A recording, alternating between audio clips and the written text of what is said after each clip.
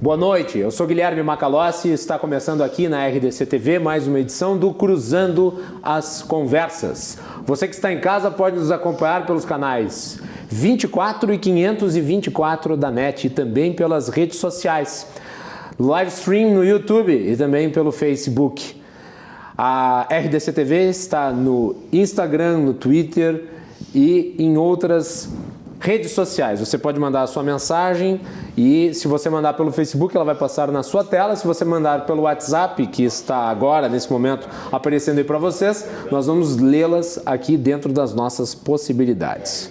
Começar esse programa dando parabéns aqui para a RDC TV pela cobertura do Clássico Brapel nesse final de semana, que nós estivemos lá em Pelotas com uma grande equipe, estreia do nosso agora colega Paulo Brito, fazendo a narração. Os cinegrafistas aqui do nosso programa estavam lá, o Beto e o Chico, né? O Beto e o Chico estavam lá, testemunharam o clássico.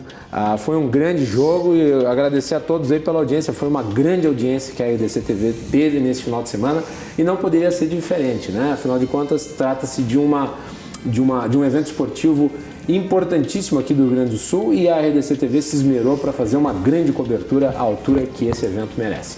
Então, parabéns a todos os envolvidos da emissora na transmissão desse clássico. E também eu convido os nossos telespectadores a assistir a minha participação no Santo Cervejeiro desse sábado, junto com o meu colega Cássio Pérez, na segunda edição do programa. Estava bem interessante, assistam lá. Eu respondi um 15, errei todas as perguntas sobre cerveja, um desempenho lamentável, né? Tudo bem.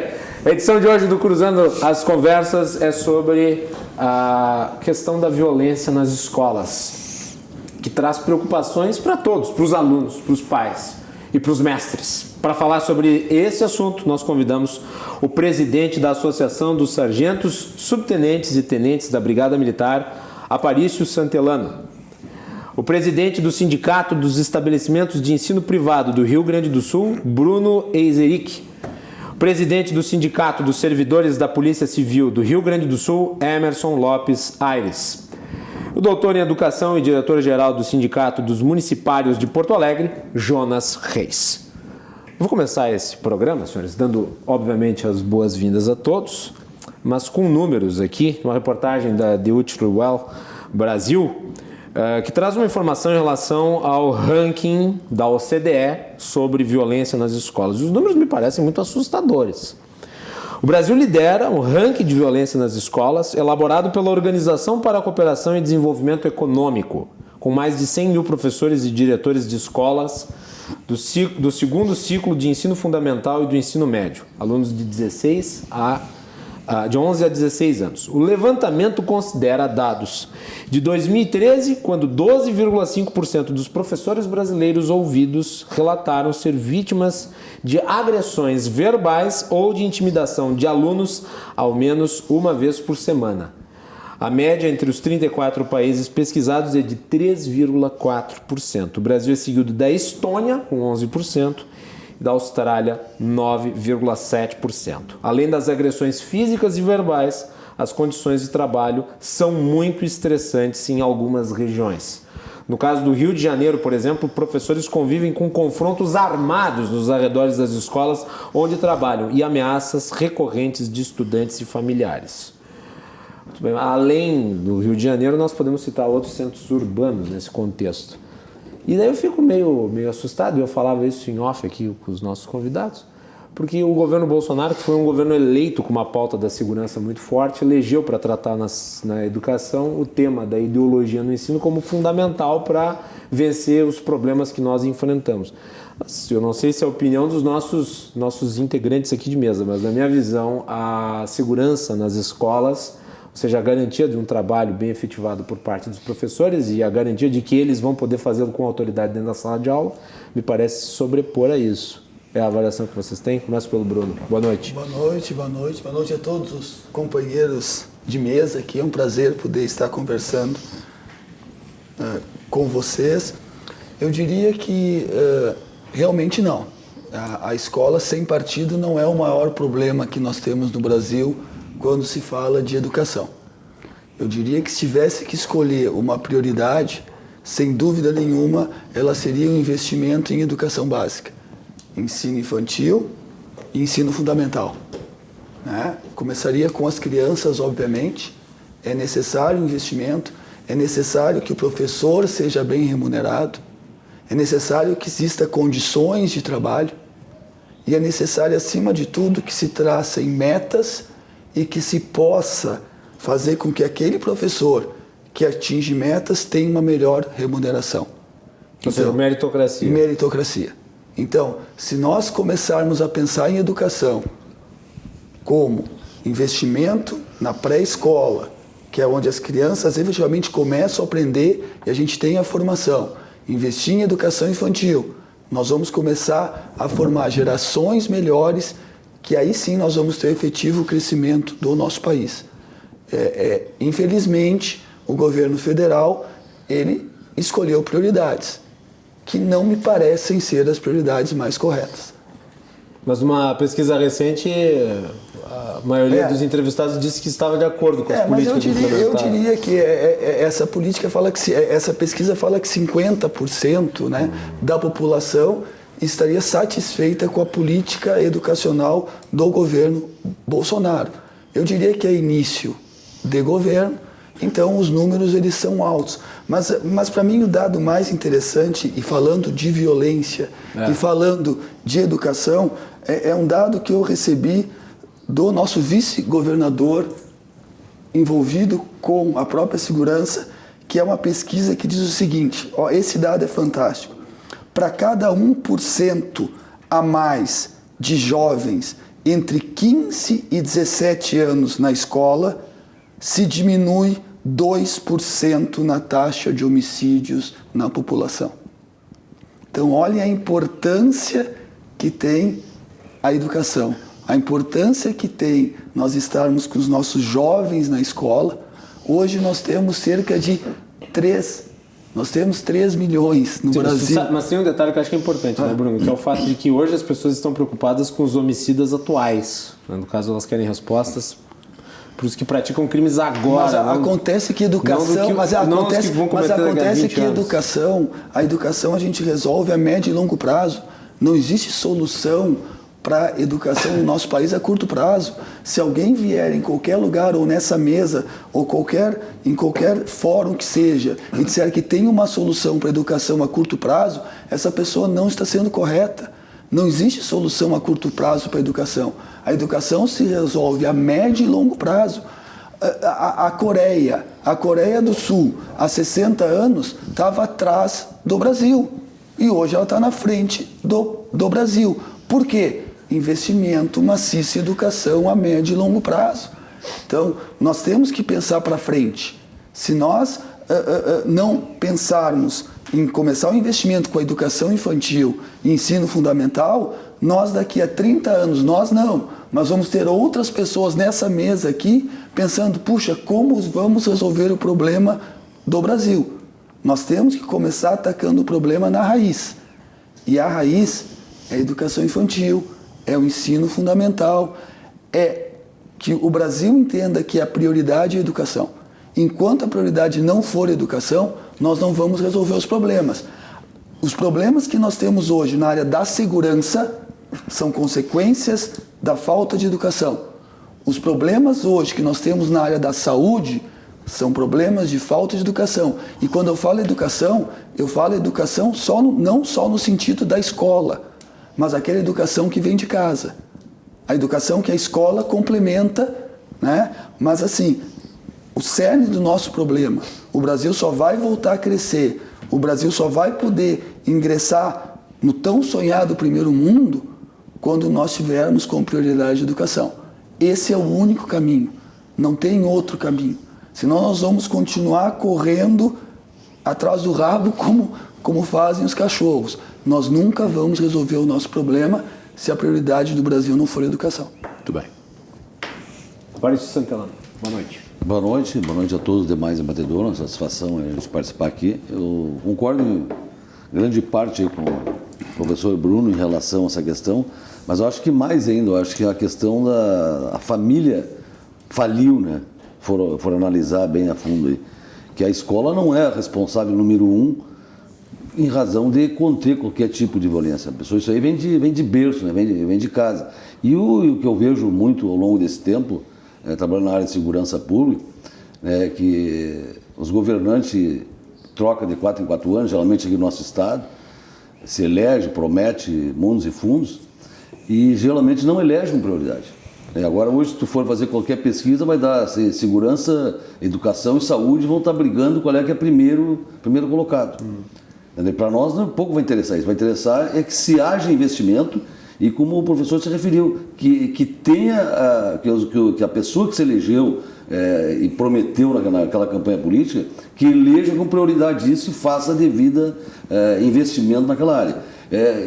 Esse fato, também concordo em relação de que não vai ser resolvido a curto prazo. Não tem como resolver isso, essa questão da violência. Que nem segurança pública. Vai dizer que vai resolver num toque de mágica e que daqui a uma semana não vai ter mais nenhum crime em qualquer lugar. Não vai existir. Tu vai ter que investir em equipamento, em material, quer dizer, no homem e na mulher, que às vezes os políticos esquecem de investir, que nem não investe no professor, não valoriza o professor, não valoriza o policial. Quer dizer, tem várias demandas aí que estão represadas e até culpa de toda a população como um todo de não cobrar isso mais veementemente quando participa. Às vezes as pessoas partidarizam ou vão para um viés ideológico para se auto-atacar e esquece que o foco principal é o investimento e o direcionamento dessa verba corretamente para aquilo que tem que ser, como é o caso em educação fundamental e também na própria formação da polícia como um todo e dos educadores, de que tenha uma aproximação com a família, que é o que falta aí. Eu acho que até uma falta de educação, como bem o professor Bruno se referiu. A escola não vai dar todo o suporte para educar uma criança. Ela tem que vir já de berço, da família dele, vai lá para ser ensinado, ter qualificação e uma profissão lá quando chegar lá na escola ou lá na faculdade no final, mas o que se vê agora não é bem isso, na realidade, que deveria ter acontecido lá no começo. Agora... O senhor acredita que na base disso está a perda de valores? Ah, sem dúvida. Isso aí é 80%, eu acho, é o desmonte da família como um todo. Eu cito por mim, quer dizer, eu sou natural do interior, naquele tempo o professor era um deus. Chegava lá, Deus o livre, o cara retrucar um professor daqui, ou alguém que é mais um pouco da minha idade sabe o que eu estou dizendo. Quer dizer, Deus o livre, chegar em casa e a mãe saber, o pai, que tu retrucou o professor. Quer dizer, hoje isso é banal, vira notícia de jornal, todo mundo concorda, e facilitar o pai e a mãe vão lá e dão no professor ainda. Aí tem que a polícia intervir. Quer dizer, é elementar isso aí, que alguma coisa estragou no meio desse caminho que tem que ser consertada. E aí, como se referiu, tem que ter a mão do Estado como um todo em cima e cobrar lá do pai, da mãe, da família como um todo, e que modifique isso. Mas isso vai ser a curto, médio e longo prazo. Não vai ser da noite para o dia que vai resolver isso. Nós chegamos até para que não aconteça o caos, vamos dizer assim, de que coisas mais graves venham a acontecer, tem que haver a mão do Estado, acho, nesse sentido, em todos os segmentos, seja lá no ensino fundamental até chegar na faculdade. Muito bem. Jonas Reis, boa noite. Boa noite, Guilherme. É uma satisfação estar aqui com os colegas, contigo novamente, para debater esses temas que são temas que incomodam a população. A violência na escola, se a gente for analisar, ela tem dois tipos de violência. A violência interna da escola, né, que é entre os sujeitos que convivem naquele espaço escolar, e aí tu tem o bullying, por exemplo, que é uma coisa muito séria, né, muito séria, a violência que existe dentro disso, de uns sujeitos contra outros, de alguns, né, digamos assim, etnia contra etnia, religião contra religião, gênero contra gênero, questões de gordo, magro, etc. e tal. Isso gera uma violência no espaço escolar. Agora tem outro tipo de violência que está crescendo muito. Está crescendo porque a crise econômica traz isso também. É a violência de fora da escola é levada para dentro dela. No município de Porto Alegre, por exemplo, sou professor do município, tu tem com o governo Marquesan a retirada da guarda municipal das escolas. Isso é um erro.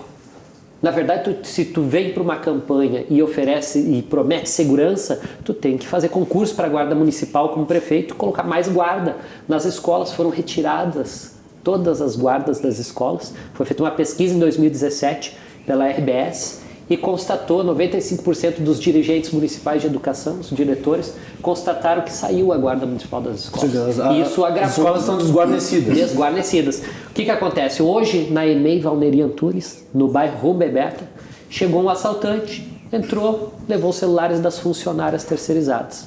Nada aconteceu. E isso periodicamente vem acontecendo. Entrou um aluno armado na escola Leocádia Prestes, lá na Coab, Zona Sul de Porto Alegre, semana passada. Armado, deu um tiro no outro. Daí, felizmente, a SAMU veio, socorreu, o diretor acompanhou o aluno, o outro foi conduzido pelas forças de segurança, né? E isso tem acontecido, não era tanto.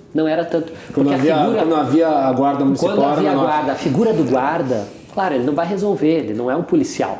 Ele não é um brigadiano. Mas é a figura da autoridade. Exatamente. Essa figura na escola, ela gerava uma segurança para os que estavam dentro e gerava um respeito para os que estavam fora não ingressar na escola. Isso é um problema.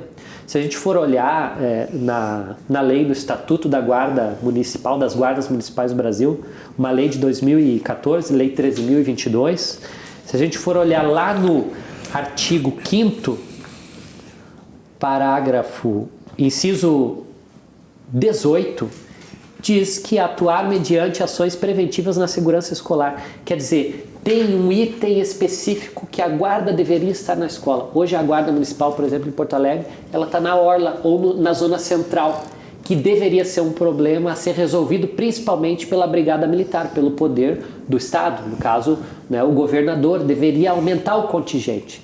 O senhor que é da Polícia Civil sabe que em 1981, peguei do site lá de vocês, tinham 5.600 policiais civis. Hoje, 2018, mais de 30 anos depois, temos 5.100 policiais civis. Aumentou 3,2 milhões de pessoas no Rio Grande do Sul. Eram 7,7 milhões, hoje somos 11,2 milhões. Então, como é que tu diminui o contingente de policiais civis na medida que aumentou a população? Mas é pior ainda. O problema tinha 30 mil, agora tem 15. Então, mas o problema é um pouquinho maior. Absurdo, né? É aí que gera os problemas. E daí, por exemplo, violência escolar tem a ver com a diminuição do número de contingentes. Mas é um pouquinho pior. São 4.873 servidores. São menos de 5 mil servidores. Então, isso... No estado inteiro. No estado inteiro. Isso é uma tragédia anunciada, não só para as escolas, mas aí tu vai ter sim uma violência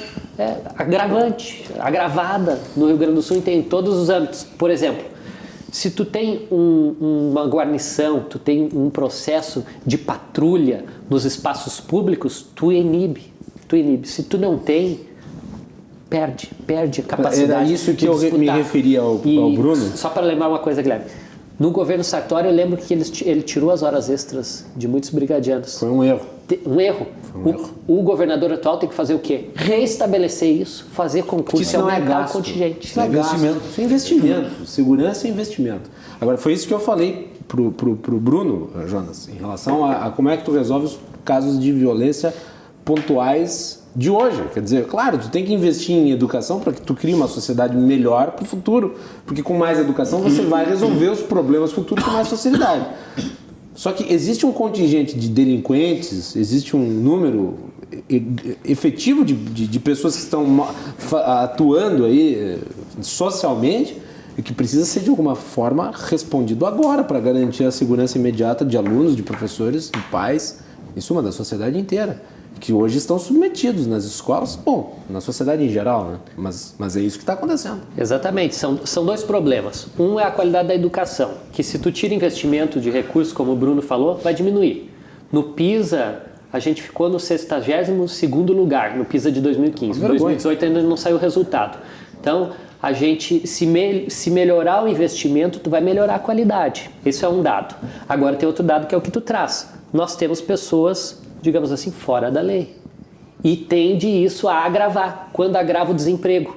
Porque se tu tem um amplo contingente de pessoas que não têm ocupação, alguns deles vão procurar outras vias para se manter, para manter a sobrevivência na sociedade. E aí a violência, por exemplo, o tráfico, são espaços que se abrem para algumas pessoas. E aí tem também isso, a base familiar, toda a educação, né, o processo educacional, isso tudo tu tem indivíduos mais frágeis na sociedade. que eles vão caminhar por um caminho ruim. E se o Estado não fortalece políticas, por exemplo, de segurança, de educação, de assistência, quem sofre? Sofre aqueles que estão empregados, porque são esses que vão ser roubados. Hoje nessa escola, EMEI, Valneriano... E até os desempregados que não foram pelo mau caminho. Claro. Por exemplo, assim, pessoas empregadas perderam o seu bem. É difícil batalhar por um bem material. Pessoas que ganham R$ 1.300, quando é que vai conseguir comprar de novo isso? Então, a violência, se ela não é observada pelo Estado, como o colega de bancada trouxe, ela tende a agravar a situação social. Então, o desemprego é uma coisa que tem que ser combatida. Se tu não combater o desemprego, não adianta dizer que vai melhorar a segurança, melhorar a educação, porque se tu tiver ocupação para todos, ou se tu tiver uma economia balanceada, tu vai ter como obter renda de outras formas. Então, pessoas vão pensar 2, 3 vezes antes de se arriscar a ser um fora da lei. Isso é importante também a gente pensar. Muito bem. Emerson, boa noite. Boa noite, Guilherme, boa noite a todos.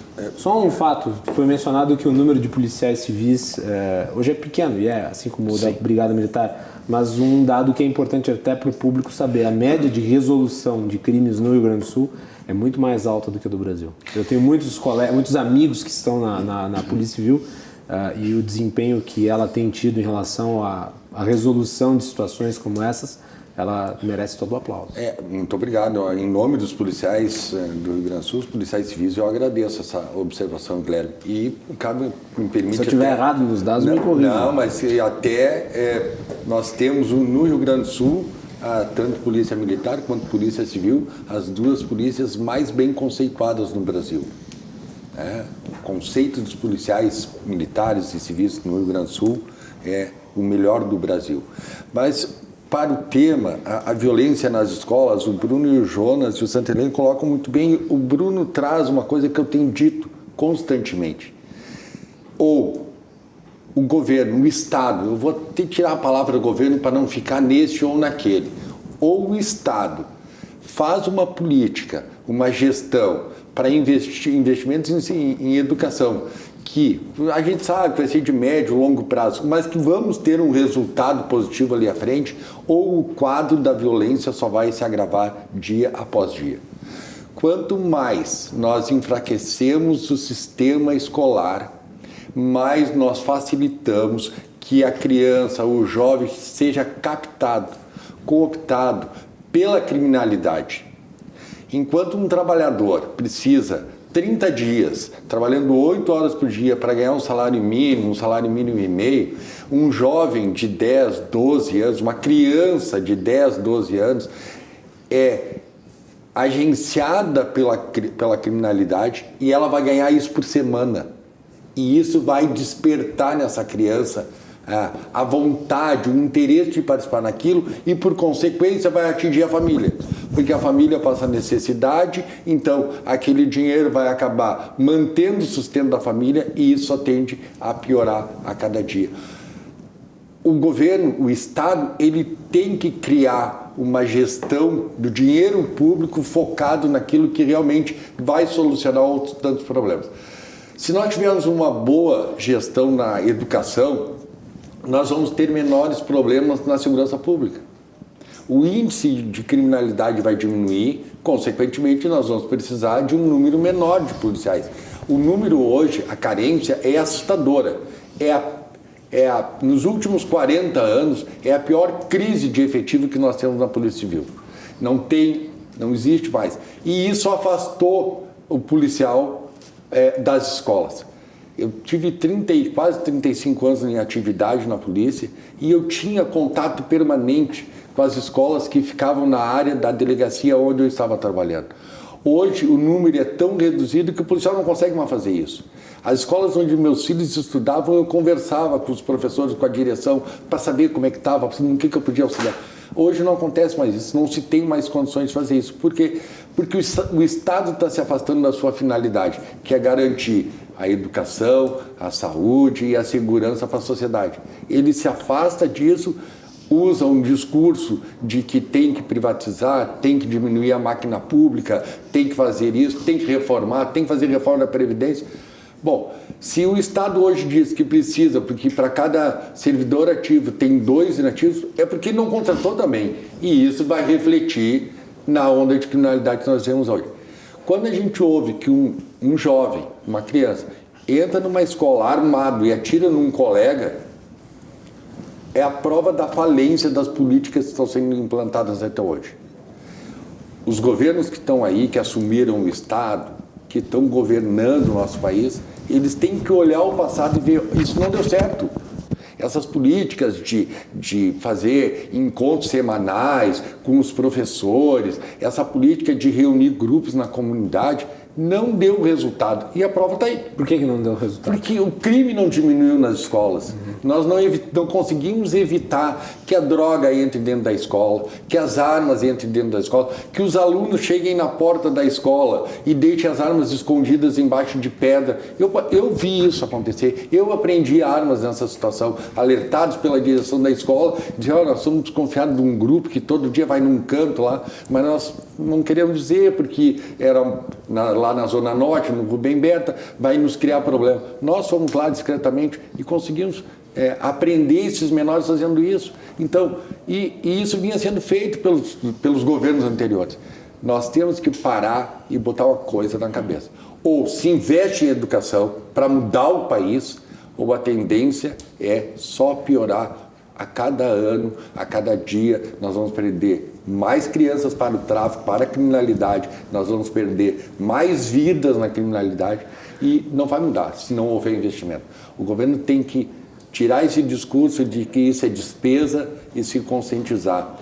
É investimento para um futuro de um país melhor, de um estado melhor, de um município melhor. Tirar a guarda municipal, que tem na previsão legal da Constituição delas, de que uma das atribuições é a guarda da escola, e pegar essa guarda e colocar na orla do Guaíba para fazer policiamento preventivo ostensivo, é despir um santo para vestir o outro. Ah, faço isso porque... É que ali é visível, né? Aparece. Exatamente. Circula muita gente. Mas é que nem essa... Deveria ter nos dois, na verdade. Exatamente. Isso. Mas é que nem essa Mas política... em não ter nos dois, bota na escola. A política que se aplica há anos já é assim, ó, como eu não tenho homem, eu não tenho material humano para fazer o policiamento, para fazer a investigação policial, o policiamento eu resolvo botando viatura.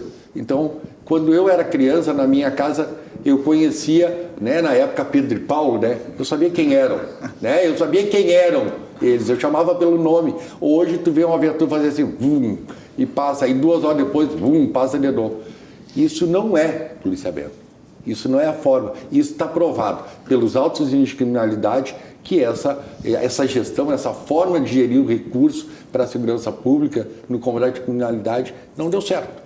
Temos que mudar, temos que repensar. Vamos fazer um intervalo? Na volta nós temos mais debates aqui sobre segurança na educação.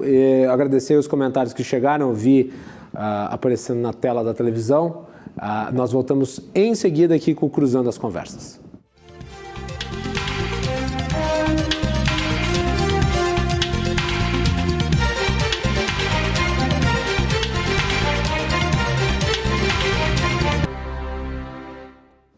De volta no Cruzando as Conversas, debatendo sobre a educação e a violência em virtude de casos recentes de ataques à escola.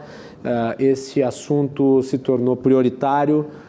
Educação e segurança são 2 temas fundamentais do país e aqui nós estamos analisando quando 2 desses problemas se juntam e o resultado está aí.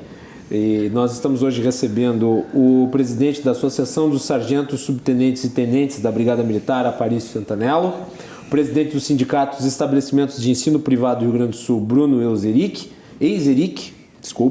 o presidente do Sindicato de Servidores da Polícia Civil do Rio Grande do Sul, Emerson Lopes Aires, e o doutor em Educação e diretor-geral do Sindicato dos Municipais de Porto Alegre, Jonas Reis. E nós temos aqui vários comentários, e eu vou ler alguns deles, depois, eu vou ler todos, depois a gente comenta em geral, faz observações aí sobre o que foi falado pelo nosso público. Vamos lá. Educação, saúde e segurança tem que ser política de Estado e não de governo.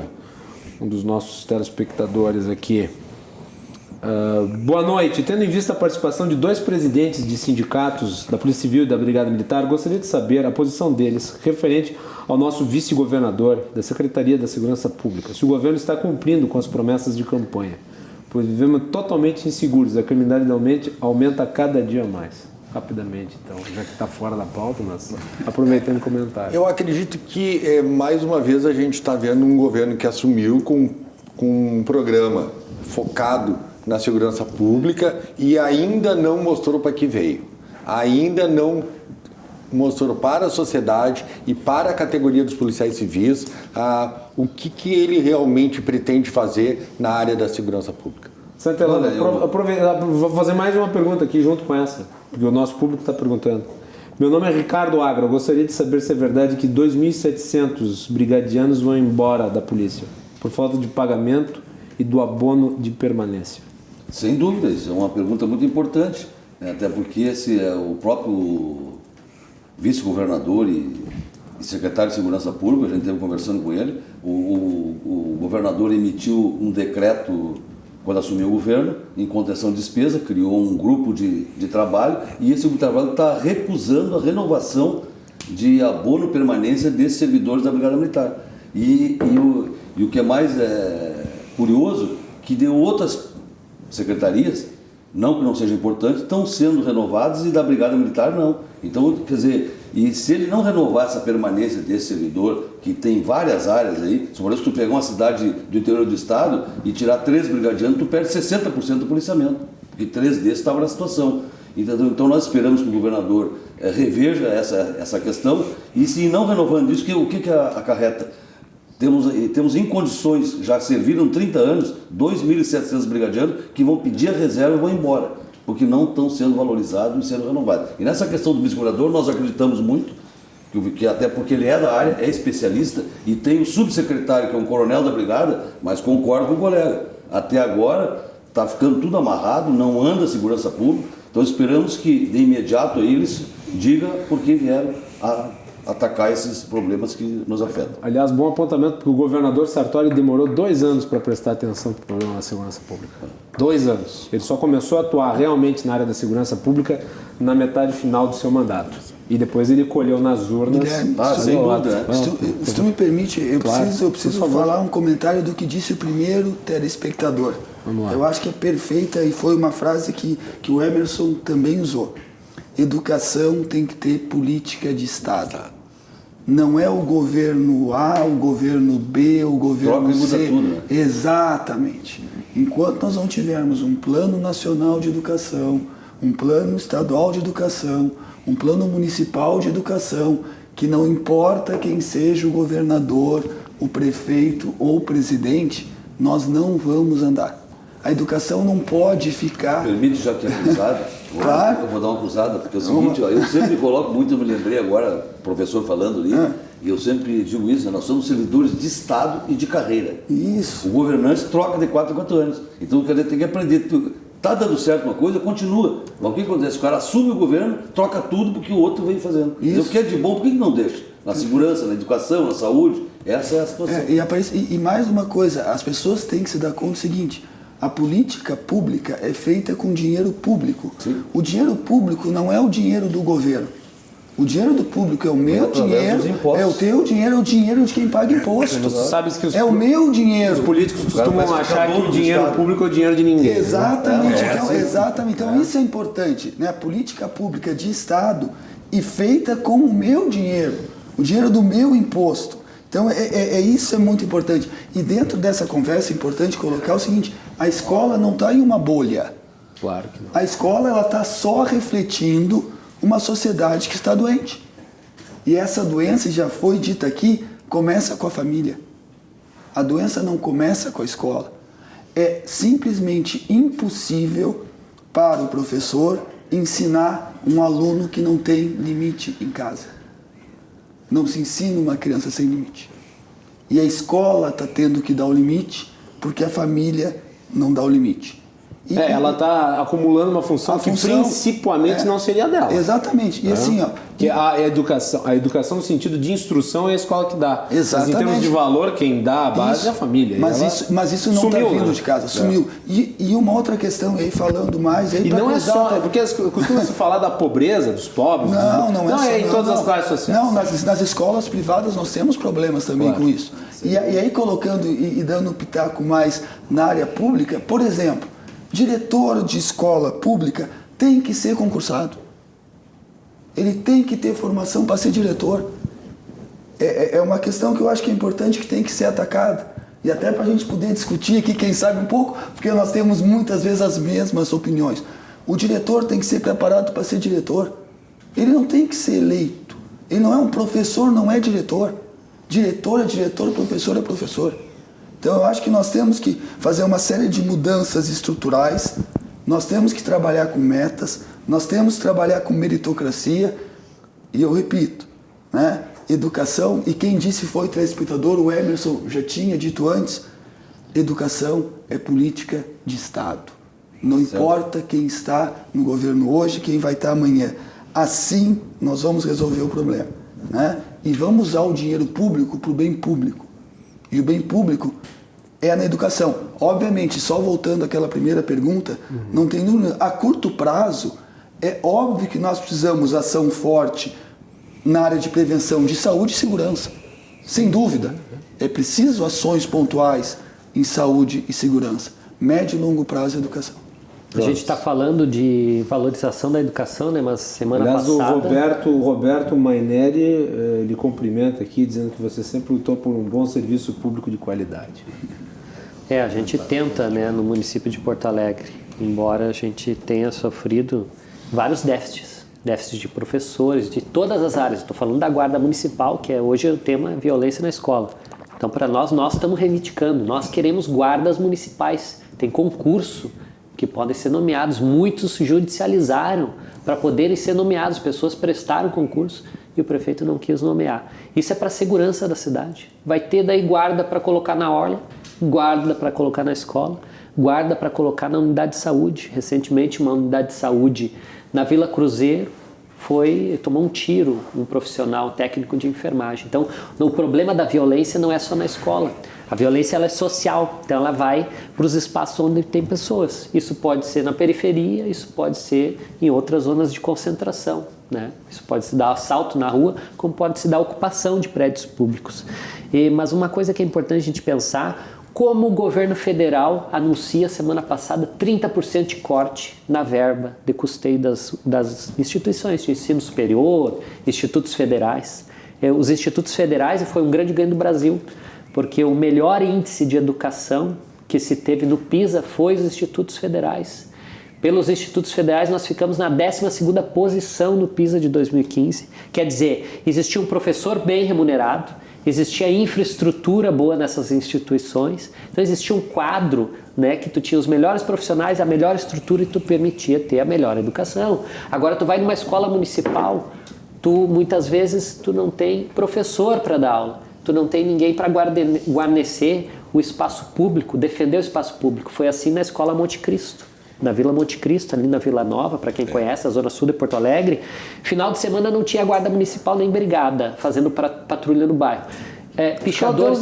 Pichadores invadiram, picharam o nome das professoras, chamando uma de vagabunda, chamando outra de gostosa, prometendo que ia, né, transar com uma outra professora. Foi isso, picharam toda a escola. Por quê? Porque tu não coloca segurança no espaço público. Criou caos, a escola ficou sem aula 1 dia, 2 dias, virou BO, daí vão investigar. Não precisava nem fazer investigação na Polícia Civil se tivesse o guarda municipal na escola. Então a segurança, ela é uma coisa muito importante. Os governos, eles falam, né, quando eles estão concorrendo, nós vamos investir. Mas se o governo, em 3 meses, 4 meses, não apresenta um programa de nomeação de servidores, chega lá para a Brigada Militar e diz, o meu programa é nomear 3.000. Eu vou nomear no primeiro semestre de 2019 tantos, no segundo semestre tantos, policiais civis. Onde está faltando no Rio Grande do Sul?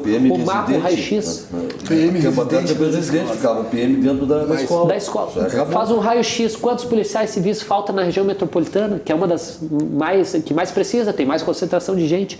apresenta isso, vai para a televisão e debate isso. Foi agora debater privatização de estatais. Eu não quero saber de privatização de estatais, eu quero saber, estou me colocando no lugar do povo geral, eu quero saber como vai resolver o meu problema da saúde, que eu não tenho ficha para consultar, eu não tenho remédio para receber na farmácia, quero saber como vai resolver para mim caminhar, ir e vir, meu direito de ir e vir nas ruas da cidade onde eu resido, e eu quero saber da educação das gerações, que é para planejar o futuro e ter alguém, um povo intelectualizado, um povo com cultura, com formação, para desenvolver a economia. Se tu não tem educação, tu não desenvolve. Então esse corte de 30% e nomear e ainda dizer o seguinte, governo federal, governo Bolsonaro, dizendo, eu vou fazer uma escola militar em cada capital, vai fazer 27 escolas no Brasil, que é isso?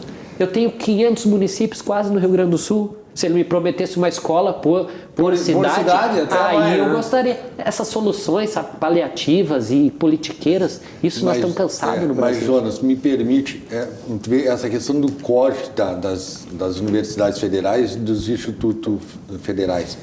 Nós tivemos no estado do Rio Grande do Sul já governos que queriam fechar uma escola que dava certo. Uma escola que tinha um alto índice de aprovação nos vestibulares das universidades públicas. Então, ao invés de... Então, esse aqui é o modelo a ser seguido, porque os professores são bem remunerados, a estrutura é boa, então gera uma boa educação. Não, a ideia foi, vamos fechar essa aqui e vamos nivelar por essa aqui. Tiradentes, tá? Entendeu? Não ia citar o nome, mas vamos lá, porque é uma escola militar, não é questão de ser uma escola militar, vamos pegar o Instituto de Educação daqui, né? Uma boa escola, se ela tiver uma boa estrutura, agora, vem um governo e diz assim, eu vou cortar 30%. E aí a justificativa, eu vou cortar porque eles fazem não sei o que lá, porque eles andam nus no campus. Parem só um pouquinho. Ei, quem anda nu no campus é meia dúzia. A grande maioria vai para lá em busca de uma boa formação acadêmica, de poder ir para o mercado de trabalho com uma boa formação, ser bem conceituado no mercado de trabalho. E a decisão do governo é essa. Então, enquanto nós não constitucionalizarmos o investimento em educação, e aí sim obrigar os governos a aplicar aquela política para a educação, para a saúde, para a segurança, vai acontecer isso. A segurança já tem, né? Verba carimbada. A educação já tem. Não, a verba... Mas eles não respeitam os mínimos constitucionais.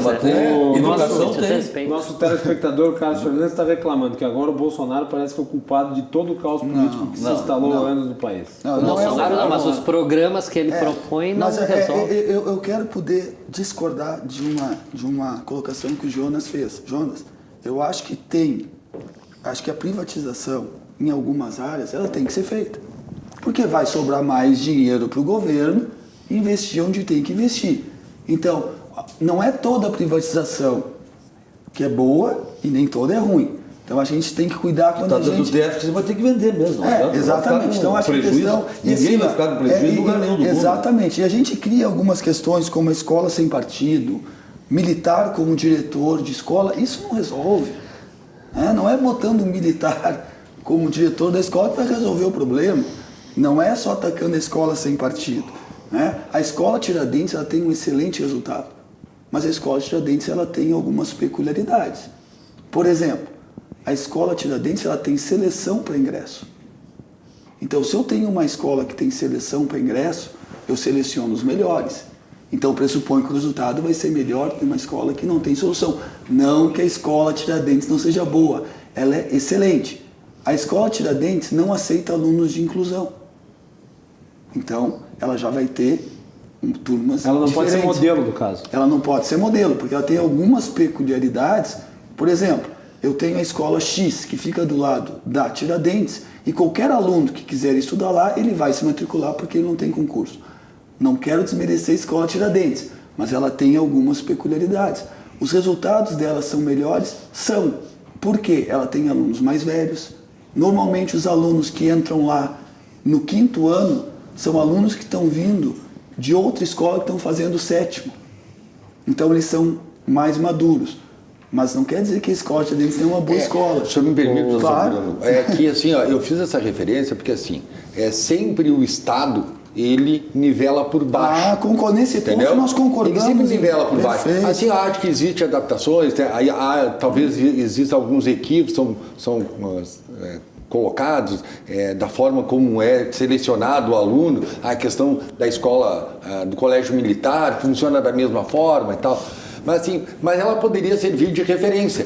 Eu digo isso da atividade policial. Eu venho muitos anos dizendo que a atividade policial, eles tinham que criar um distrito policial, a partir do zero, prédio, estrutura, a mesa, o computador, número de servidores, e assim, ó, isso aqui é que é o ideal. Isso aqui vai servir de modelo para nós. Talvez não vamos conseguir fazer todas iguais, mas nós vamos em busca disso. Então, na educação também isso deveria ser seguido. Se eu tenho um bom exemplo, vou fazer algumas adaptações, sim, mas ele pode ser seguido. O que eu não posso admitir, isso me permite, é que eles não querem seguir o bom exemplo. A questão das privatizações, eu penso assim, então vamos privatizar, porque não é tarefa número 1 do Estado. Ok, tá. Vamos vender, vai entrar um dinheiro no caixa do Estado. Agora nós vamos botar esse dinheiro. Exatamente. Vai entrar. Para onde vai? Quanto é esse dinheiro? Quanto é o dinheiro? A gente hoje discute a nível nacional a reforma da Previdência e a pergunta que mais se faz é quanto efetivamente ela vai gerar de economia. E o governo não responde. Esconder os dados, né? Esconder as tabelas, aqui no Rio Grande do Sul, e eu acho que toda privatização ela tem que ser analisada caso a caso, mas a primeira pergunta é essa. Olha, vamos vender, ok. Tá, mas quanto é? E agora, quando nós recebemos esse dinheiro, porque esse dinheiro vai acabar. E não é um dinheiro que ele vai gerar mês a mês. Dinheiro infinito. É um dinheiro para investimento. Tem que ser para então ele tem que ser definido isso. Olha, eu vou vender e vai entrar X milhões e eu vou usar isso aqui para aparelhar as escolas, por exemplo. Vou dotar todas as escolas de circuito de monitoramento. Já tem meu voto para privatizar. Sabe? Exatamente. Agora, nós queremos vender porque está dando déficit. Para pagar déficit não serve. Serve para investir. Então, sabe aquela história do eu estou devedor no meu cheque especial e eu tiro um empréstimo para cobrir o saldo devedor. Mas eu quero falar de um bom exemplo de educação. A rede privada é um bom exemplo de educação. A gestão que a rede privada tem é um bom exemplo. E hoje nós estamos trabalhando com parcerias, tanto com o governo municipal, quanto possibilidade com o governo federal e possibilidade com o governo estadual. Pega programas como o FIES. O FIES é um bom programa, mas foi mal gerido. O ProUni é um bom programa, mas está sendo mal gerido. O Pronatec foi um bom programa. Então, toda vez que nós temos a iniciativa privada trabalhando em parceria com o governo federal, estadual, municipal, nós temos possibilidades. Nós temos as PPPs, as parcerias públicos-privadas. Então, a gente tem para onde ir, a gente tem para onde olhar. O Colégio Tiradentes e as escolas privadas. Então, nós temos condição de trabalhar junto com o governo. Hoje, na educação básica, a rede privada responde por 15% dos alunos. Não adianta resolver 15%, se os outros 85% não estão sendo bem atendidos. Então, nós queremos trabalhar junto. A escola privada, ela é parceira da escola pública para poder crescer. Não tem outra condição. É trabalhar junto. Vai lá, Júlio. Queria tratar aqui de algumas coisas assim, para pensar a violência dentro da escola. Né? Nós, na rede municipal de ensino, nós tínhamos mais professores no passado do que no presente. Há 2 anos, o governo Marquesan retirou os professores do contraturno, oficinas que oferecíamos, né, turno integral, aulas de artes, de educação física. Por exemplo, o esporte, ele é um atrativo para a juventude. Sempre foi. A gurizada gosta. Então, quando tu tem isso oferecendo no outro turno, ele vai de manhã, estuda português, matemática, física, biologia, história, e no outro turno ele vai e tem ainda outras atividades extras, além da educação física curricular. Isso tu traz o aluno para dentro da escola e retira ele do espaço do tráfico, que é o que tu falaste antes. Aquilo ali é atrativo, tu tá na esquina, tá jogando uma bola na esquina, daqui a pouco tu vê o cara fazer isso, fazer aquilo, ganha um dinheiro, daqui a pouco tu tá lá ganhando aquele dinheiro sujo. E se o aluno está dentro da escola, ele está aprendendo também valores, porque a escola ela ensina valores. Nós, professores, somos pessoas que dedicamos a nossa vida a compartilhar aquilo que a gente sabe. E nós, claro, a gente tem muita coisa boa para compartilhar com os alunos, nas disciplinas, mas também na questão ética, na questão moral. Se tu for procurar no sistema público, né, de funcionários públicos, tu tem muita crença na educação e nos educadores como pessoas que doam a sua vida. Porque não é fácil tu dedicar 30 anos, 25 anos da tua carreira educando gerações e muitas vezes sofrendo isso aqui que apareceu na pesquisa que tu colocaste no início. 12,5% dos professores são agredidos por semana, dos que responderam à pesquisa. Então, mesmo assim, as pessoas permanecem 10, 15, 20, 25 anos superando isso. Os policiais também. Sim. Muitos Eu tenho uma policiais, amiga minha, imagina os professor policiais que entram nos lugares de conflito, quanto sofrem, mesmo assim, continuam dedicando a sua vida. E aí os governos elegem muitas vezes o servidor público como inimigo. Em Porto Alegre, o governo elegeu como inimigo. No Estado, está elegendo como inimigo quando congela salário, parcela salário, é inimigo. O governo federal, quando diz que não vai fazer mais concurso público, isso aí não ajuda a sociedade. O que ajuda a sociedade a combater a violência é apostar no Estado forte, mas o Estado forte para resolver os problemas. Não adianta só concorrer a eleições, que é o que eu estou vendo. O Brasil recente é assim. As pessoas disputam a eleição para ocupar cargos, para os seus partidos crescerem, para subirem para o poder e não estão resolvendo os problemas da população. Tem um desemprego grave, não se resolve com a reforma da Previdência, porque não resolveu com a reforma trabalhista. A reforma trabalhista foi fake, disseram que iam criar emprego, estão aí com mais de 1 milhão de desempregados, além daqueles que já tinham.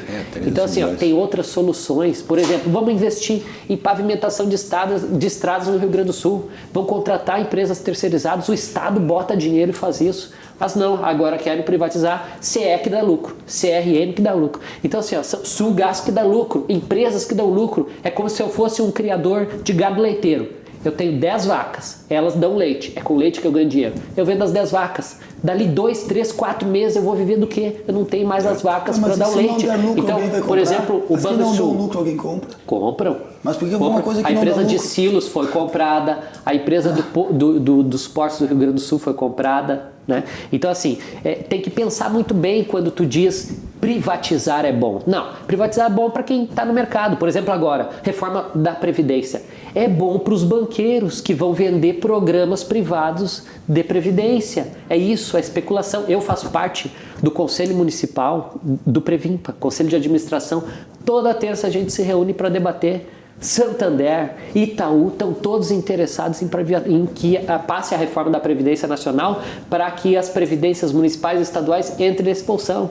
Então, assim, existem os interesses econômicos por trás dos governos. As empresas, quem tem o CNPJ, objetivo o quê? Crescer a sua empresa, ganhar lucro. E o Estado, eles estão vendo como mercado. Eles veem educação como mercadoria, segurança. Daqui a pouco, eu não erro em dizer que daqui a pouco vão fazer contratos terceirizados. Já tem o contrato temporário de professor, já tem o contrato de cooperativas de professor. Daqui a pouco, cooperativa de profissionais policiais. Um policial ganhando, 30, 40, 50, 60% menos que um de carreira. Jonas, isso é perigoso, isso eu não acho positivo isso. Vou te dizer que é o seguinte, não está longe. Mato Grosso do Sul, há pouco tempo atrás, questão de 2 anos atrás, o governo do estado simplesmente resolveu que ele iria fazer uma contratação de policiais, como aqui no Rio Grande do Sul, a graduação superior, e ele disse, não, eu vou contratar temporários com nível médio e ia pagar 40% do salário.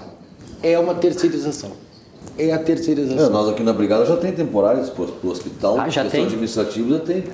Mas é função específica. É função administrativa, ele não está na rua. rua. Um dado só para ajudar a situação. Nós, por exemplo, claro que a gente está falando violência nas escolas, isso aí engloba várias variáveis aí nesse processo. Mas no caso nós, da Brigada Militar Específica, por exemplo, é previsto em lei que a Brigada tenha que ter 37.050 homens. 37 mil. E hoje não passa de 16. Que entre 15 mil e 16. Então nós temos quase... 37? Hoje nós temos quase 60% de defasagem no efetivo. Então não tem como acontecer. Eu estava dizendo anteriormente, antes tinha um programa aí que tinha o PM residente em cada escola. Isso já acabou. Até porque não tem efetivo hoje. Quer dizer, e o próprio governo não incentiva a continuar isso. Porque não é de interesse, é que nem o senhor estava falando agora há pouco. Quer dizer, tem que ser programas de Estado, não de partidos ou de político ou de governo. Isso não acontece. Como está devasado o efetivo, não tem como ter policiamento, não tem como interagir com o conjunto dele civil. Porque a brigada faz muito mais isso, até porque a Polícia Civil, porque parar a viatura na frente da escola, dar uma olhada, isso aí não tem como fazer. Até pela demanda de ocorrências que tem no decorrer do turno de serviço, é impossível ele atender todas as escolas que tem. Então ele só vai lá a hora que deu o problema, João. E a hora que deu o problema, já deu o problema. Aconteceu. Já não é preventivo. Já não é mais preventivo, já não é mais caro. É mais foge caro. a função de policiamento ostensivo. Mas sabe, Santa Helena, que tu está colocando, o Jonas também colocou, esse amor que o professor, a minha esposa é professora da rede privada, e eu mais de uma vez questiono ela, quando ela chega no final do ano... Público ou privada? Privada. Privada. Chega no final do ano, começa a correção de provas, agora no final de semana ainda ela correndo, e eu digo para ela, pelo amor de Deus, tu enlouquece com isso, larga, tu tem formação, é pós-graduada, ela para mim, eu não posso, eu sou apaixonada pelo que eu faço. E essa paixão, ela também existe por parte do policial. Ah, sim, sem dúvida. Um sujeito que entra e poucos meses depois se depara com um monte de tiro na sua direção, quase morre, e 2 dias depois ele está de volta dentro da delegacia, só tem uma explicação para isso, né? Ele é apaixonado, né? Alguma coisa... Não, e hoje tem mais outro dado. Abduziu ele. Tem mais um dado, até ontem a gente estava conversando sobre esse assunto. Hoje 53% dos policiais que estão afastados por recomendação médica é questão psicológica e tendência de demência. Até para sobrecarregar o serviço, até por ser uma das profissões mais interessantes do mundo, né? Medo de perder a vida. E muitas outras situações que acontecem, que não são de função da polícia, mas acabam desembocando na polícia. Uma questão social. Quer dizer, o cara vai lá, a pouquinho não tem uma ambulância para carregar a senhora que está para ganhar nenê. Vai o quê? A viatura da brigada carregar e ela ganha dentro da viatura. Seguido tem matéria sobre isso. Exatamente. Aí vai lá a pessoa que caiu lá e quebrou a perna, não tem ambulância para levar. Vai Agora a polícia está tendo que abarcar inclusive os programas penitenciários. Sim, também. Aí, agora você não tem local dos bandidos, fica o brigadiano cuidando. Que não é função do brigadiano ficar cuidando o preso lá na frente da delegacia, quer dizer, afeta, e nem o pessoal da Polícia Civil também tem essa coisa. E a Guarda Municipal também está fazendo isso. E a Guarda também vai fazer isso. Quer dizer, então, incompetência, falência total do Estado. Gravataí, há pouco tempo atrás, na frente da DPPA de Gravataí, chegava a ter 3 viaturas da Guarda Municipal de Gravataí com presos dentro. E nós temos levado assim meio na brincadeira, mas uma hora vai acontecer uma tragédia na frente da delegacia. E essa paixão... Claro, o resgate... Essa paixão que esses servidores têm, é que eu acho que o governo, o Estado não está sabendo aproveitar. Porque ao invés de discutir se eles têm esta ou aquela ideologia, aproveite essa paixão do servidor e faça investimento. Dê a possibilidade para aquele professor, para aquele policial, para que ele busque solução para esses problemas. E eles têm.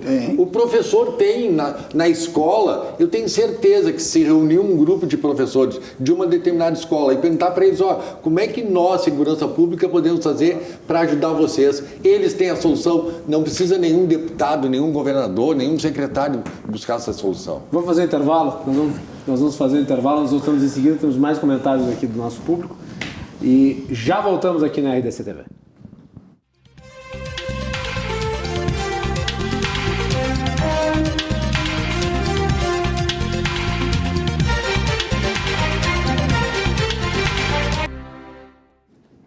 De volta na RDC com o Cruzando as Conversas, debatendo hoje segurança nas salas de aula. Você que nos acompanha pode assistir o programa pelos canais 24 e 524 da NET, também pelas redes sociais no live stream do YouTube, nosso canal RDC TV, e também no Facebook, a nossa página RDC TV. Não deixe de mandar o seu comentário, tanto pelo Facebook quanto pelo WhatsApp. Nós vamos aqui, conforme vocês vão vendo, nós vamos lendo aqui. Vai chegando aqui, nós vamos lendo. E tem muita participação do nosso público. Excelente programa, muito bem, presidente Santa Helena. Defasagem na Brigada Militar é uma das causas da ineficácia das políticas de segurança pública. Mensagem aqui do Daltro Quadros. O outro comentário aqui está pedindo medidas drásticas. Diminuição da idade penal, penalização dos pais de menores infratores e investimentos em segurança pública. Comentário do Carlos Fernandes. Olha, a gente pode debater tudo, mas acho que punir terceiros é um pouquinho demais. Vamos lá, mais adiante.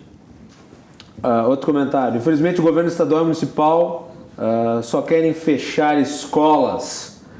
Também o pessoal aqui mandando foto aqui do que aconteceu com um funcionário uma ocorrência hoje que teria acontecido da MAI, no bairro Partenon hoje, roubo à mão armada. Não dá para mostrar aqui, mas de qualquer forma agradecemos. Não, mas vamos evitar.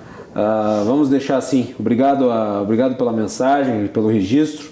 E vamos voltar para falar de um outro tema que eu acho que é importante, que é a segurança dentro das escolas, daí em relação ao próprio contexto das escolas, alunos, professores.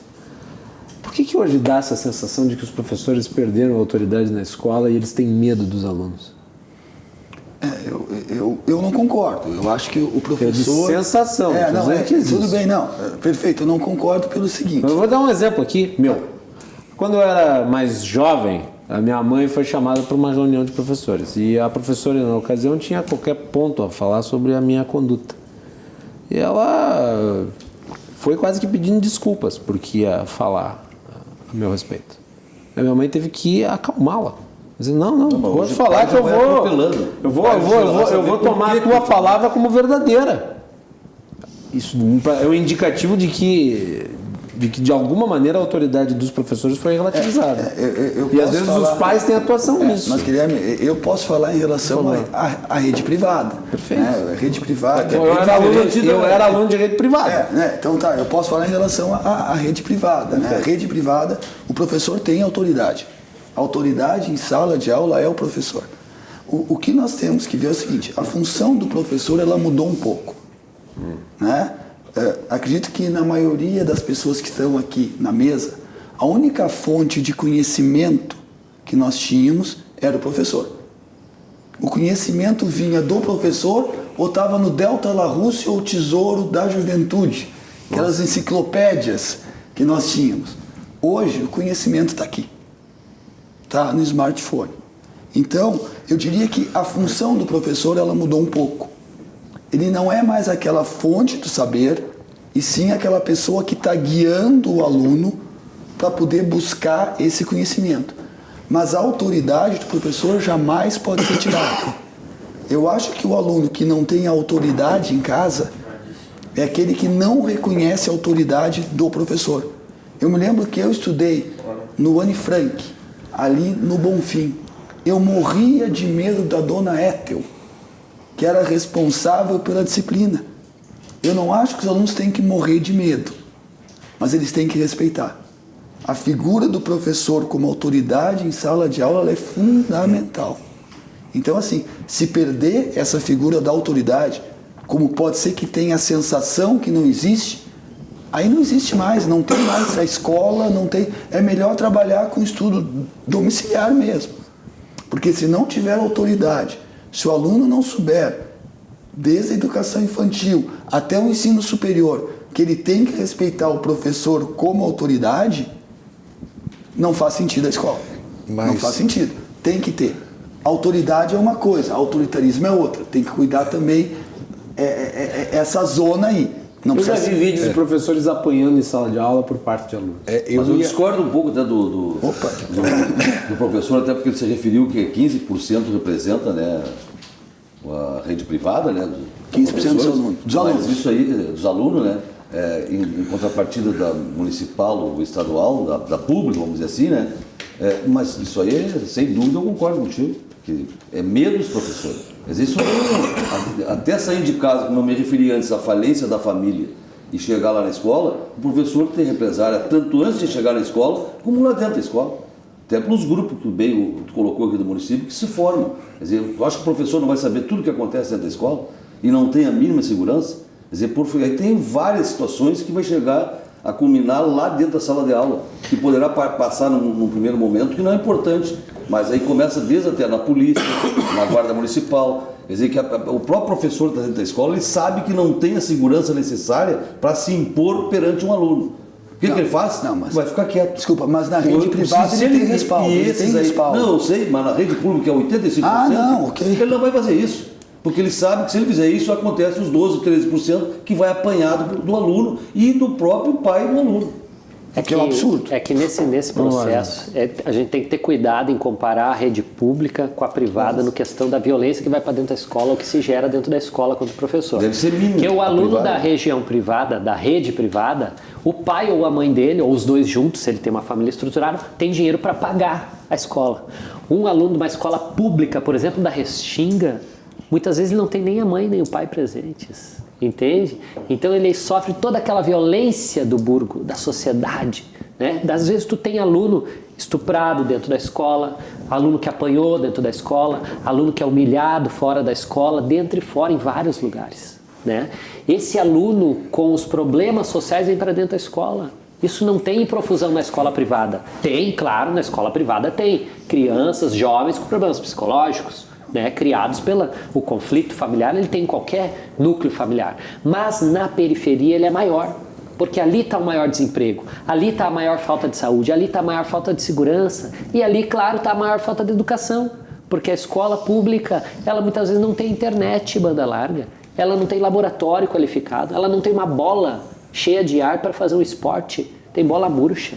Eu joguei com bola murcha porque eu estudei em escola pública da rede municipal na década de 90. Você não então, acha, professor, o problema do que o teu investimento argumento ele não leva a criar a sensação de que a falta de dinheiro ou a falta de condições sociais é desculpa para ser sem educação, sem respeito? Não, a falta de condições sociais, ela gera problemas. E aí não pode colocar o problema como se fosse ser solucionado pela escola pelo professor. Pelo professor.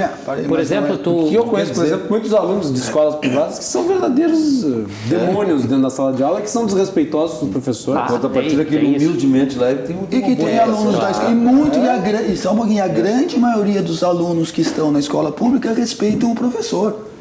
A gente tem que cuidar com isso. A grande maioria, com certeza. Exatamente. A grande maioria dos alunos em geral. Mas tem Exatamente, a grande maioria dos alunos em geral. Tem uma coisa importante. Depende do suporte que tu tem atrás. Esse sentimento, essa sensação e que a gente ouve dos professores, principalmente da rede pública, da falta de respeito, ou do temor que eles têm em ter autoridade e não autoritarismo, ter a autoridade dentro da sala de aula, também é um reflexo de uma legislação que só olhou um lado. Ela tem o Estatuto da Criança e do Adolescente, e tem lá o seu lado extremamente positivo de preservar a criança, o adolescente, mas ele trouxe para uma realidade da escola pública um lado muito perigoso, porque lá tudo que o professor fizer pode ser levado ao ponto da letra de algum artigo do Estatuto. E não existe, por exemplo, um professor que pega um aluno colando numa prova e usa uma palavra um pouco mais forte para repreendê-lo por ele estar fazendo. Da orelha. Aquele professor, aquilo ali sobre a ótica do Estatuto da Criança e do Adolescente, pode ser visto como uma infração penal.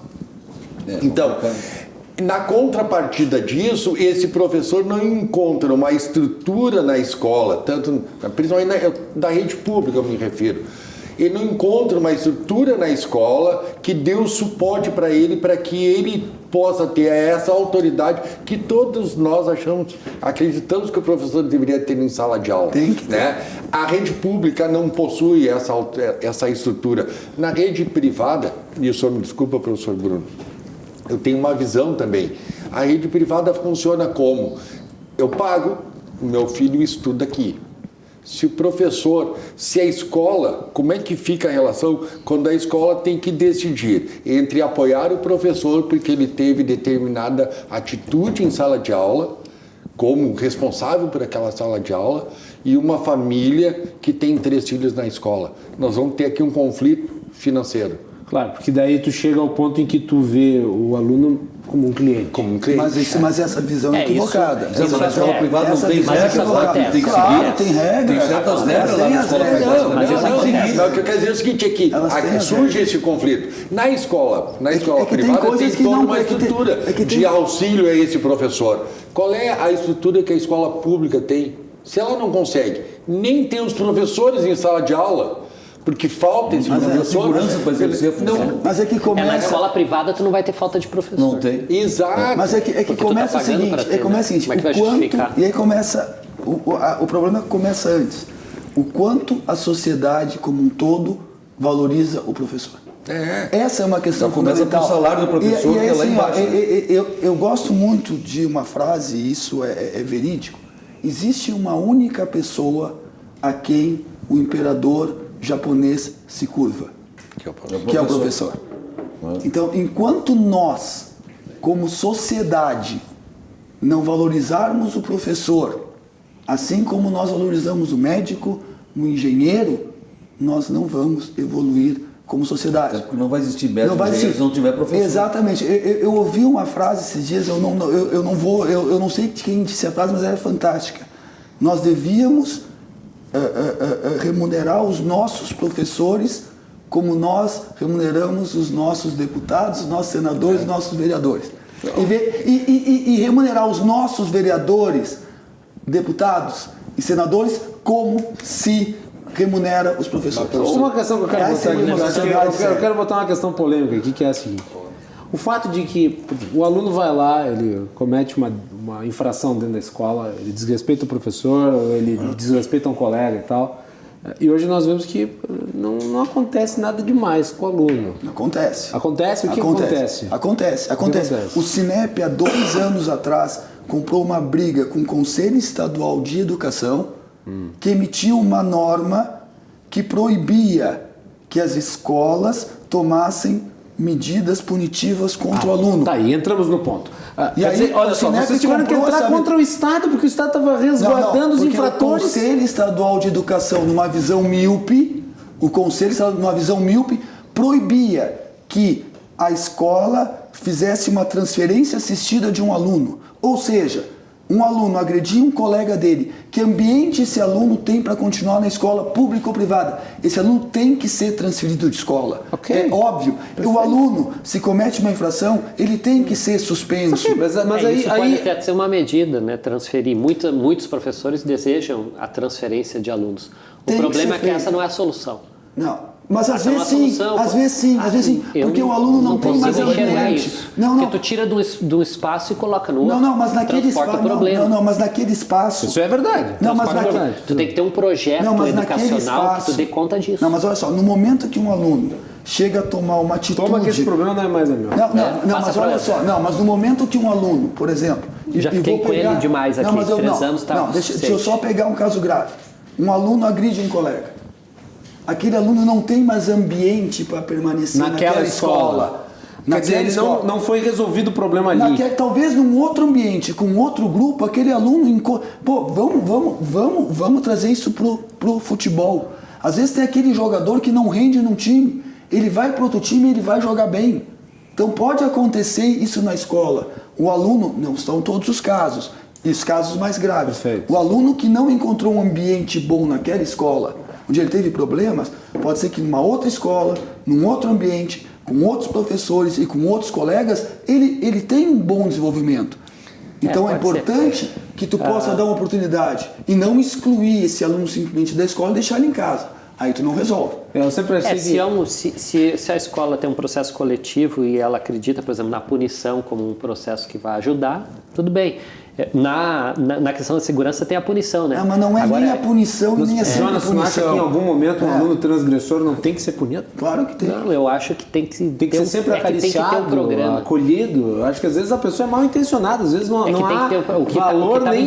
Não tem limite, tem que dar limite. O que estava em discussão no Conselho é as instituições com seu CNPJ poderem decidir como trata o seu cliente. É diferente. E aí não é cliente na educação. Não é o seu cliente, é o seu aluno. A educação são alunos. Então tu tem que pensar do nível social isso. Do ponto de vista qual é a área? A área é educação. O que tu tem na educação? Professor e aluno. Como é que tu pensa isso?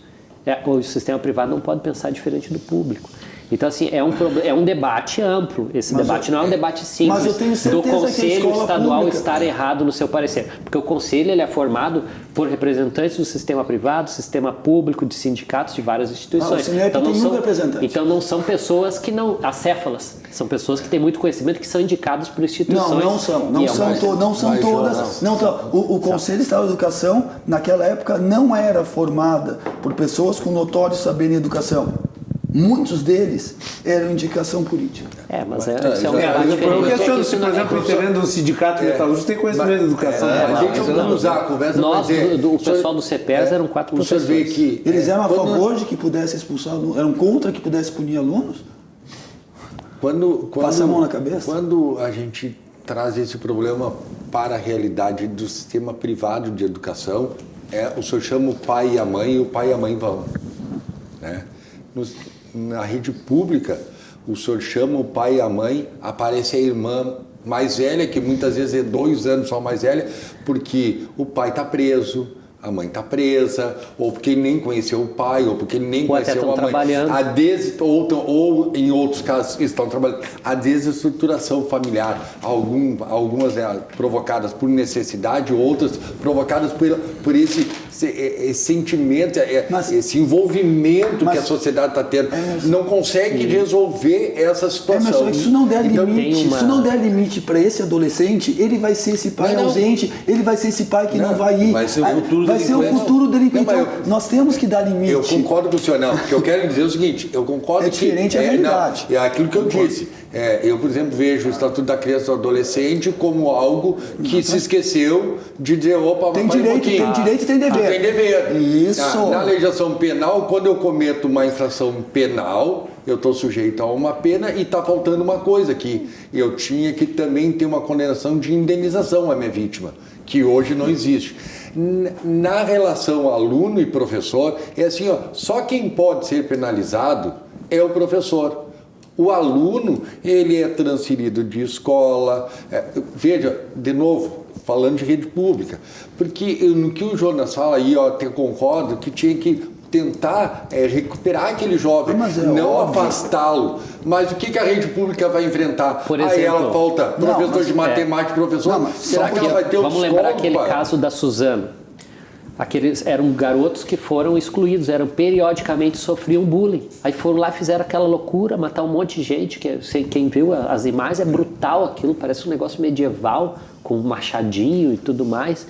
E aí se mataram depois. Então assim, tem problemas sociais que eles têm que, o Estado ou a sociedade tem que olhar e resolver isso. Por exemplo, o sistema prisional. Não tem como uma cadeia os caras estarem revezando cama, colchão. Esses caras vão sair pior do que entraram, porque não é educativa, não é educativo. Então não adianta só punir por punir. Tem que punir e ter uma solução razoável. Do ponto de vista da educação, o que eu proponho?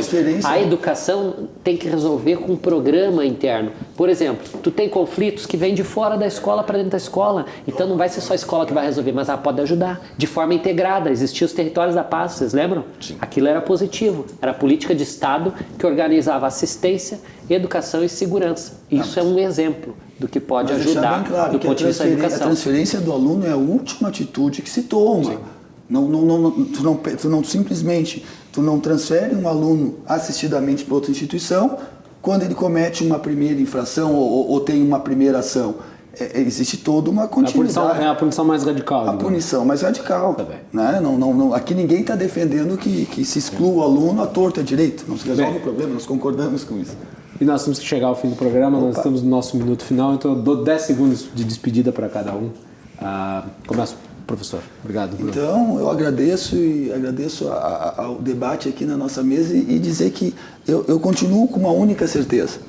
Enquanto a educação não for prioridade para o Brasil, enquanto nós não fizermos uma verdadeira revolução na educação, que começa pela educação infantil, ensino fundamental, nós vamos continuar nesse ciclo vicioso que nós temos. Obrigado. Santanel. Eu também agradeço aí, primeira vez participando aqui, os debatedores, a ti, todos, e esperamos aí que o nosso governante que for eleito para ser o gestor do Estado, do município e do governo federal, que tenha as devidas investimentos e eleja com prioridade, né, saúde, educação e segurança, né, e complete os efetivos aí, tanto dos professores quanto dos brigadianos da Polícia Civil, que é uma consequência como um todo do bem comum da população. Jonas, obrigado. Para mim, eu agradeço o debate, foi muito produtivo, mas eu fico com essa posição tua que é importantíssima. Se não recompor os efetivos da Guarda Municipal, Polícia Civil, da Brigada, não adianta a gente debater violência na escola, no hospital, fora, na rua, dentro de casa, porque tu não vai ter o quadro que era para permitir segurança na sociedade. Então eu fico muito alarmado com isso e faço até um apelo ao governador. Se o índice que tem que ter é de 37 mil brigadianos, que apresente um calendário para os 4 anos, para pelo menos recompor um pouco, pelo menos dobrar, sair de 16 mil para 32 mil, ou menos que isso, conseguir chegar a uns 30 mil, na Polícia Civil igual. Isso daí nós vamos nos sentir confortáveis nas escolas. Emerson, obrigado. Guilherme, eu agradeço e agradeço a oportunidade de ter aprendido tanto com os senhores aqui. Como é bom um debate com pessoas tão bem esclarecidas e profundos conhecedores desse tema extremamente dolorido para todos nós. E vou com o senhor, professor Bruno. Se nós queremos melhorar o país, nós temos que investir na educação. O futuro da nossa sociedade passa obrigatoriamente por uma educação forte, bem assistida pelo Estado e que crie cidadão que vá pensar um futuro melhor para todos nós. Muito obrigado. Obrigado, Emerson. Obrigado a todos os debatedores. Temos aqui também muitos comentários, não vai dar para responder, vou ler alguns assim por cima. Não seria mais fácil o governo comprar vagas nas escolas particulares? Acho difícil de ser implementado. Mas há um programa federal. Estamos trabalhando nisso. Mas há um programa universitário que trata disso, que é o ProUni. O ProUni é compra de vagas no ensino privado. Aliás, é uma medida liberal, né? Os vouchers escolares é aprendido do Milton Friedman. Também aqui um monte de mensagens aqui sobre o ECA, proteção. O ECA trouxe proteção aos infratores. Veja o caso da menina que matou outra em Porto Alegre. A justiça amorosa nada fez e podemos ter nossos filhos como colegas hoje, como dela hoje. Nem sabemos quem ela é. Carlos Fernandes. Bom, agradecemos a todos pelas mensagens. Nós voltamos amanhã a partir das 22h30 aqui na RDC TV. Boa noite e até mais.